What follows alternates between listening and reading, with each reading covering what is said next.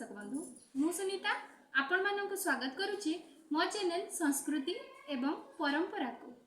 शास्त्र कहे दलेश्च दलगोविंद चापेश्च मधुसूदनं रथे तु वामनं दृष्ट्वा पुनर्जन्म न विद्यते। रथ वर्णना वैशाख शुक्ल तृतीया बा अक्षय तृतीया तिथिरु रथानुकूल होई श्री जगन्नाथंक निमित्त नंदीघोष, श्री बलभद्रंक निमित्त तालध्वज एवं माँ सुभद्रांक निमित्त देवदलन रथ निर्माण आरंभ करा जाए। वैदिक जुगरु भारत रे रथारोहणर भव्य परंपरा रहिछि।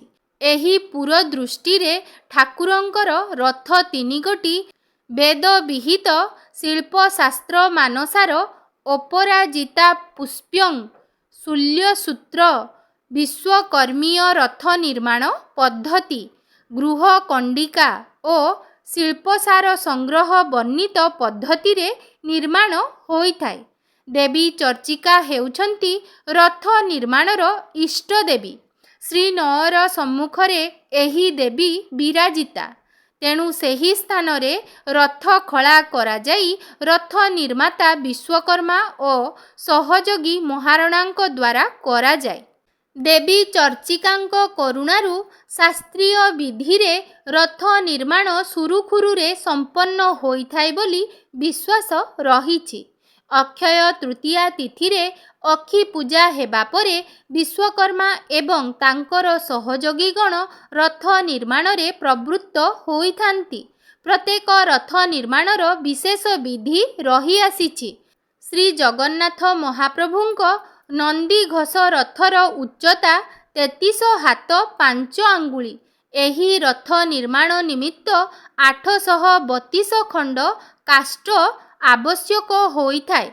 तदनुजाई विश्वकर्मा नंदीघोष रथर विभिन्न अंश को आधार करी 832 खंड काष्ठ प्रस्तुत करिथांती।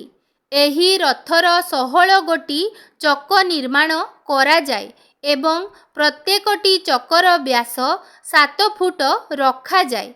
प्रत्येकटी चकरे 16 गोटी लेखाएं और निर्माण होई संयुक्त होइथाय। अख द्वारा चकगुड़ी को संजोग करा जाई तही उपरे पटा पक्का जाए। रथ निर्माणर सुविधा दृष्टिरु अपराजिता पुष्परे रथर विभिन्न विभाग निर्णय करा जाइछि।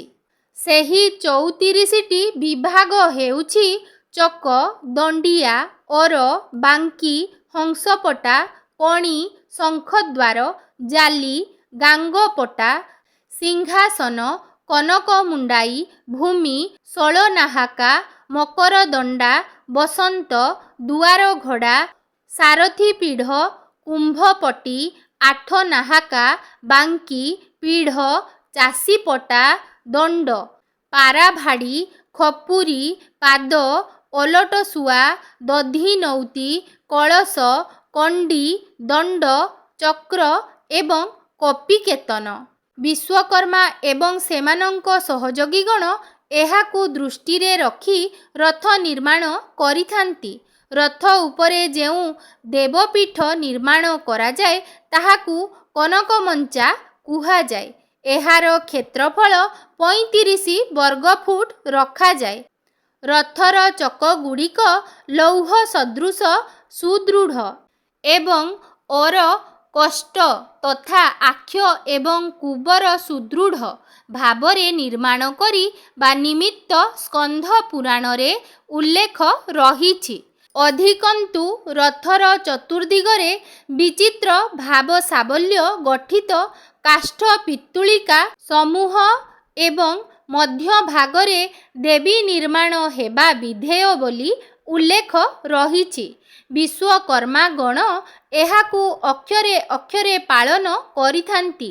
देवी उपरे जेउ चंद्राताप दिया जाए ताहार नाम कनकमुंडाई। रथ शीर्षरे दधिनौती स्थापित हुए। एहार नाम हिरणागर्भा। दधिनौतीर दुई पाखरे दुईटी ओलट शुआ निर्मित होई खंजा जाए। ସେହି ଓଲଟ ଶୁଆ ଦୁଇଟିର ନାମ ଜୀବ ଏବଂ ପରମ। ଦଧିନଉତି ଉପରେ 3 ଗୋଟି କଳସ ସ୍ଥାପନା କରାଯାଏ। ସେହି କଳସ 3 ଗୋଟିର ନାମ ନଭ, ବ୍ୟୋମ ଏବଂ ଆକାଶ। କଳସ ଉପରେ ସୁଦର୍ଶନ ଚକ୍ର ସ୍ଥାପନ ଉପରେ ତ୍ରିଲୋକ୍ୟ ମୋହିନୀ ନେତ ବନ୍ଧାଯାଏ। ରଥର ଚାରିଦ୍ୱାରରେ 4 ଗୋଟି ନାନା ପ୍ରକାର କାରୁକାର୍ଯ୍ୟରେ ବିଭୂଷିତ ଏବଂ ହେମପଟ୍ଟ ବିମଣ୍ଡିତ ହୋଇଥାଏ। ଏହାକୁ 22 ହାତ ଉଚ୍ଚତା ବିଶିଷ୍ଟ କରାଯାଇ ପତାକା ମାଳରେ ଅଳଙ୍କୃତ କରାଯାଏ ତଥା ରକ୍ତ ଚନ୍ଦନ କାଷ୍ଠ ନିର୍ମିତ ଗରୁଡ଼ ଧ୍ୱଜ ଚିହ୍ନରେ ଚିହ୍ନିତ କରାଯାଏ। ଏହି ଗରୁଡ଼ଙ୍କର ଶରୀର ସ୍ଥୂଳ, ନାସିକା ଦୀର୍ଘ, କର୍ଣ୍ଣଦ୍ୱୟ କୁଣ୍ଡଳ ବିଭୂଷିତ ତଥା ସର୍ବାଙ୍ଗ ଅଳଙ୍କାରାବୃତ ହୋଇଥାଏ ଏବଂ ସେ ଚଞ୍ଚୁପୁଟରେ ସର୍ପ ଧରିଥାନ୍ତି। ରଥର ସମ୍ମୁଖ ଦ୍ୱାରରେ କଳ୍ପ ବୃକ୍ଷର 2ଟି ପତ୍ର ଅଙ୍କାଯାଏ। ଏହି ନନ୍ଦିଘୋଷ ରଥକୁ ରକ୍ତ ପୀତବର୍ଣ୍ଣ ଆବରଣରେ ଆବୃତ କରାଯାଏ। ଶ୍ରୀ ବଳଭଦ୍ରଙ୍କ ରଥର ନାମ ତାଳଧ୍ୱଜ। ଏହାର ଉଚ୍ଚତା 32 ହାତ 10 ଆଙ୍ଗୁଳି କରାଯାଏ। 763 ଖଣ୍ଡ କାଠରେ ଏହି ରଥ ନିର୍ମିତ ହୋଇଥାଏ। ଏହି ରଥ ନିମିତ୍ତ 14 ଗୋଟି ଚକ ନିର୍ମିତ ହୋଇଥାଏ ଏବଂ ପ୍ରତ୍ୟେକ ଚକରେ 14ଟି ଲେଖାଏଁ ଅର ସଂଯୁକ୍ତ କରାଯାଏ। ନନ୍ଦିଘୋଷ ରଥ ସଦୃଶ ଏହି ରଥରେ ଚକରେ ଅଖ ଓ ଦଣ୍ଡା ସଂଯୁକ୍ତ କରାଯାଇ ପଟା ପକାଯାଏ। ଏହି ରଥରେ 34 ବର୍ଗ ଫୁଟ ବିଶିଷ୍ଟ ମେରୁ କୈଳାସ ପୀଠ ନିର୍ମିତ ହୋଇଥାଏ। ଉପରେ ଯେଉଁ ଦଧିନଉତି ସ୍ଥାପନା ହୁଏ ତାହାର ନାମ ଭୁବନ କୋଷ। ଦଧିନଉତିର 2 ପାର୍ଶ୍ୱରେ 2ଟି ଶୁଆ ନିର୍ମିତ ହୋଇ ରଖାଯାଏ। ଏହାଙ୍କ ନାମ ସୁପର୍ଣ୍ଣା ଏବଂ ଦ୍ୱାସୁପର୍ଣ୍ଣା। ଦଧିନଉତି ଉପରେ ଭୁବନ, ବିଶ୍ୱ ଏବଂ ପୃଥିବୀ ନାମକ 3 ଗୋଟି କଳସ ସ୍ଥାପନା ହୁଏ। ତହିଁ ଉପରେ କଳସଂହାର ଚକ୍ର ସଂଯୋଜିତ ହୋଇ ଉନ୍ନନି ନେତ ବନ୍ଧାଯାଏ। ଧ୍ୱଜରେ ଅଷ୍ଟଦଳ ପଦ୍ମ ଏବଂ ତାଳ ବା ଦର୍ପଣ ରଖାଯାଏ। ରଥ ପୀଠ ଉପରେ କନକ ମେଖଳା ଚନ୍ଦ୍ରାତପ ଟଣାଯାଏ। ରଥ ସମ୍ମୁଖ ଦ୍ୱାରରେ ପଞ୍ଚପତ୍ର ବିଶିଷ୍ଟ ତାଳଗଛ ଅଙ୍କିତ ହୋଇଥାଏ। ନୀଳ ଲୋହିତ ଆବରଣରେ ଏହି ରଥ ଆବୃତ କରାଯାଏ। ଦେବୀ ସୁଭଦ୍ରାଙ୍କ ରଥର ନାମ ଦେବଦଳନ। ଏହି ରଥ 30 ହାତ ଉଚ୍ଚତା ବିଶିଷ୍ଟ ନିର୍ମାଣ କରାଯାଏ। 711 ଖଣ୍ଡ କାଠରେ ନିର୍ମିତ ଏହି ରଥ ନିମିତ୍ତ 12 ଗୋଟି ଚକ ନିର୍ମିତ ହୋଇଥାଏ। ପ୍ରତ୍ୟେକ ଚକରେ 12 ଗୋଟି ଲେଖାଏଁ ଅର ସଂଯୁକ୍ତ ହୁଏ। ରଥ ଉପରେ 33 ବର୍ଗ ଫୁଟ ବିଶିଷ୍ଟ କାମ୍ପିଲ୍ୟ ପୀଠ ନିର୍ମିତ ହୁଏ। ଏହା ଉପରେ ଯେଉଁ ଚନ୍ଦ୍ରତାପ ଟଣାଯାଏ ତାହାର ନାମ ବୀରଘଣ୍ଟା। ସମ୍ମୁଖ ଦ୍ୱାରରେ କଳ୍ପଲତିକାର ଚିତ୍ର ଅଙ୍କନ କରାଯାଏ। ଶୀର୍ଷରେ ଯେଉଁ ଦଧିନଉତି ସଂସ୍ଥାପନ କରାଯାଏ ତାହାର ନାମ ହରିଣ୍ମୟୀ ଏବଂ ଏହା 2 ପାର୍ଶ୍ୱରେ ଶ୍ରୁତି ଏବଂ ସ୍ମୃତି ନାମକ 2 ଗୋଟି ଶୁଆ ରଖାଯାଏ। ଦଧିନଉତି ଉପରେ ପରା, ଅପରା ଏବଂ ବୈଖରୀ କଳସ ସ୍ଥାପନ ହୋଇ ଦୀପ୍ତ ନାମକ ଚକ୍ରରେ ନାଦାମ୍ବିକ ନେତ ବନ୍ଧାଯାଏ। ରଥଟିକୁ କୃଷ୍ଣ ଲୋହିତ ଆବରଣରେ ଆବୃତ କରାଯାଏ। ଏହି 3 ଗୋଟି ରଥ ନୂତନ ଭାବରେ ନିର୍ମାଣ ହେବା ସହିତ ତ୍ରିରଥର ପାର୍ଶ୍ୱଦେବତା ଏବଂ ସାରଥୀ ମଧ୍ୟ କେବଳ ନବକଳେବରରେ ନୂତନ ଭାବରେ ଗଢ଼ା ହୁଅନ୍ତି। ନନ୍ଦିଘୋଷ ରଥ ନିମିତ୍ତ ହନୁମାନ, ରାମ, ଲକ୍ଷ୍ମଣ, ଗୋବର୍ଦ୍ଧନଧାରୀ, ଚିନ୍ତାମଣି, ରାଘବ ଓ ନୃସିଂହ ଏହି 9 ଗୋଟି ପାର୍ଶ୍ୱଦେବତା ତଥା ସାରଥୀ, ଦାରୁକ ଓ ଶଙ୍ଖ, ବଳାହକ, ଶ୍ୱେତ, ହରିଦାଶ୍ୱ ପ୍ରଭୃତି ନୂତନ ଅଶ୍ୱ ନିର୍ମାଣ ହୋଇଥାନ୍ତି। ତାଳଧ୍ୱଜ ରଥ ନିମିତ୍ତ ପ୍ରଣମ୍ବାରୀ, ଖଦାନ୍ତକାରୀ, ହରିହର, ତ୍ରୟମ୍ବକ, ବାସୁଦେବ, ନାଟାମ୍ବର, ଓଘର, ତ୍ରିପୁରାରୀ ଶିବ ପ୍ରଭୃତି ଅଷ୍ଟ ପାର୍ଶ୍ୱ ଦେବତା ସାରଥୀ ମାଳତୀ ଏବଂ ତୀବ୍ର ଘୋର ଦୀର୍ଘ ଶ୍ରମ ଏବଂ ସ୍ୱର୍ଣ୍ଣନାଭ ଅଶ୍ୱ ନୂତନ ଭାବରେ ନିର୍ମିତ ହୋଇଥାନ୍ତି। ଦେବଦଳନ ରଥ ନିମିତ୍ତ ବିମଳା, ଚାମୁଣ୍ଡା, ଭଦ୍ରକାଳୀ, ହରଚଣ୍ଡିକା, ମଙ୍ଗଳା, ବରାହୀ, କାତ୍ୟାୟନୀ, ଜୟଦୁର୍ଗା ଓ କାଳୀ ପ୍ରଭୃତି 9 ଜଣ ପାର୍ଶ୍ୱଦେବୀ, ସାରଥୀ ଅର୍ଜୁନ ଏବଂ ରୋଚିକା, ମୋଚିକା, ଜିତା ଓ ଅପରାଜିତା ଅଶ୍ୱ ନୂତନ ଭାବରେ ନିର୍ମିତ ହୋଇଥାନ୍ତି।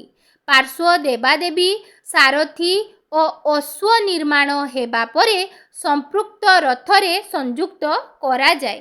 ଠାକୁରମାନେ ଶ୍ରୀଗୁଣ୍ଡିଚା ତିଥିରେ ରଥାରୋହଣ କରିବା ପୂର୍ବରୁ ରଥ ତିନୋଟିକୁ ବୈଦିକ ବିଧିରେ ପ୍ରତିଷ୍ଠା କରାଯାଏ। ଶ୍ରୀମନ୍ଦିରର ପୁରୋହିତ ଏହି ପ୍ରତିଷ୍ଠା କାର୍ଯ୍ୟ ସମ୍ପନ୍ନ କରିଥାନ୍ତି।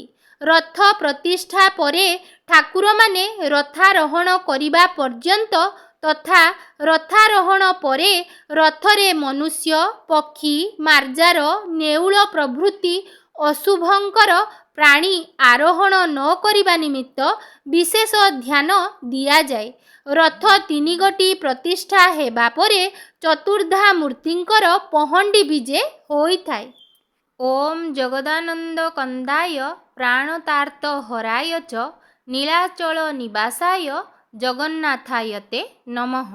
ତେବେ ପବିତ୍ର ଆଷାଢ଼ ଶୁକ୍ଳ ଦ୍ୱିତୀୟା ମହାପ୍ରଭୁଙ୍କ ଶ୍ରୀଗୁଣ୍ଡିଚା ରଥଯାତ୍ରା ନିମନ୍ତେ ରଥତ୍ରୟ କିପରି ଭାବରେ ମହାପ୍ରଭୁଙ୍କ ଆଜ୍ଞାମାଳ ପାଇବା ପରେ ଶ୍ରୀମନ୍ଦିର ସିଂହଦ୍ୱାର ଚକଡ଼ାରେ ଉତ୍ତର ମୋଡ଼ ବା ଉତ୍ତର ଦିଗକୁ ମୁହଁ କରି ମହାପ୍ରଭୁଙ୍କ ଅପେକ୍ଷାରେ ଚାହିଁ ରହିଥାନ୍ତି, ସେହି ଅପୂର୍ବ ମନୋହର ଦୃଶ୍ୟକୁ ଆମେମାନେ ମଧ୍ୟ ଆଗକୁ ଭିଡ଼ିଓ ମାଧ୍ୟମରେ ଦର୍ଶନ କରିନେବା। ଚାଲନ୍ତୁ।